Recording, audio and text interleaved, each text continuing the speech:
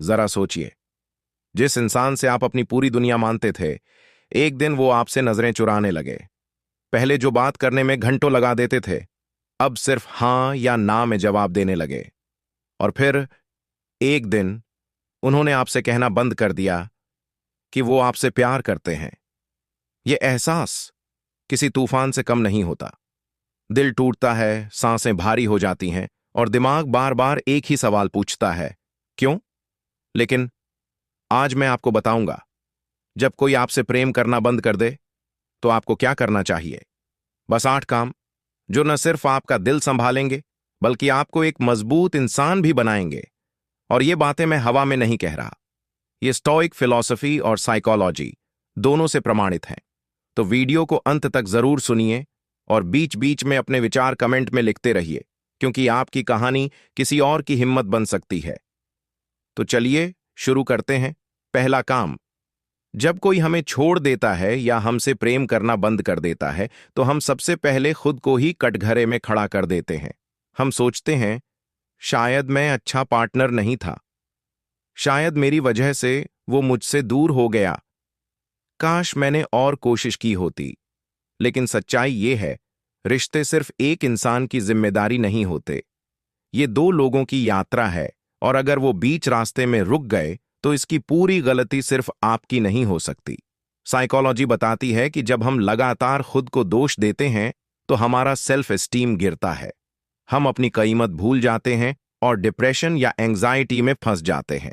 Stoic philosophy भी कहती है, दूसरों के निर्णय उनके सोच और उनकी दुनिया से आते हैं, आपका काम है खुद को जानना और अपनी इज्जत करना। कैसे करें? रियलिटी चेक लें। सोचें, क्या आपने सच में पूरी कोशिश नहीं की या बस वो उम्मीद आपकी रीच से बाहर थी? नेगेटिव सेल्फ टॉक रोकें। अपने बारे में मैं बेकार हूं जैसे वाक्यों को पकड़ें और बदलें, जैसे मैंने अपनी पूरी कोशिश की। Own your effort, not the outcome. आपने जो प्यार, समय और ध्यान दिया वो आपकी अच्छाई है, न कि कोई गलती। Example story. एक लड़की थी जिसने अपने पार्टनर के लिए करियर और दोस्तों तक को पीछे छोड़ दिया, लेकिन फिर भी उसका रिश्ता खत्म हो गया। पहले उसने खुद को दोष दिया, लेकिन फिर समझा, मैंने अपनी तरफ से सब कुछ किया, लेकिन मैं अकेली इस रिश्ते को नहीं चला सकती थी। उस दिन से उसने खुद को दोष देना छोड़ दिया और वो आज कहीं ज्यादा खुश है। आप बताइए, क्या कभी आपने खुद को किसी टूटे रिश्ते के लिए दोषी ठहराया है? और फिर उससे कैसे बाहर निकले? अपना अनुभव कमेंट में लिखिए, शायद किसी को आपकी कहानी से हिम्मत मिल जाए। जब कोई हमसे प्रेम करना बंद कर देता है तब हमारा पहला इंस्टिंक्ट होता है और ज्यादा करीब जाना, उन्हें मनाना, उनसे बात करने की कोशिश करना। लेकिन अक्सर यह उल्टा असर करता है। सोचिए, अगर कोई पहले ही भावनात्मक रूप से दूर हो चुका है और हम बार बार उनका दरवाजा खटखटाते हैं तो उन्हें और भी घुटन महसूस होगी। साइकोलॉजी ये कहती है कि जब इंसान को अपनी स्पेस नहीं मिलती तो वो सिचुएशन से भागने लगता है। स्टोइक फिलॉसफी भी कहती है, do not cling to what is slipping away, respect its nature to leave. यानी जो चीज या इंसान दूर जा रहा है उसे खींचने की बजाय उसके जाने की प्रकृति को स्वीकार करना ही सही रास्ता है। कैसे करें? नो कॉन्टैक्ट रूल अपनाएं। कम से कम कुछ हफ्तों तक खुद को उस इंसान से दूर रखें, कॉल, मैसेज, सोशल मीडिया सब में। फिजिकल डिस्टेंस भी बनाएं, जहां वो आते जाते हैं वहां कम से कम जाने की कोशिश करें। फोकस शिफ्ट करें, उनकी जिंदगी से हटकर अपनी जिंदगी में नई चीजें लाएं, हॉबीज, नए दोस्त, नए एक्सपीरियंसेस।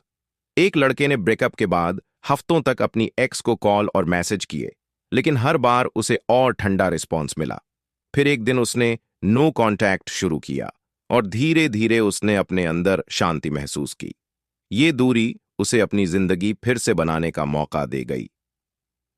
आप क्या सोचते हैं?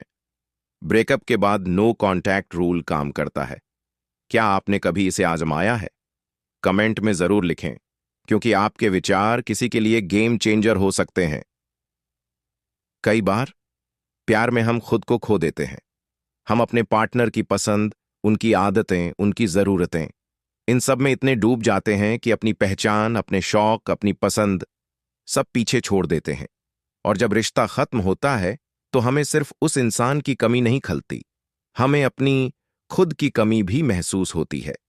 साइकोलॉजी कहती है कि ब्रेकअप के बाद सेल्फ आइडेंटिटी क्राइसिस होना बहुत कॉमन है, लेकिन ये एक सुनहरा मौका भी है खुद को फिर से खोजने का, अपने अंदर की पुरानी खुशियों को जगाने का।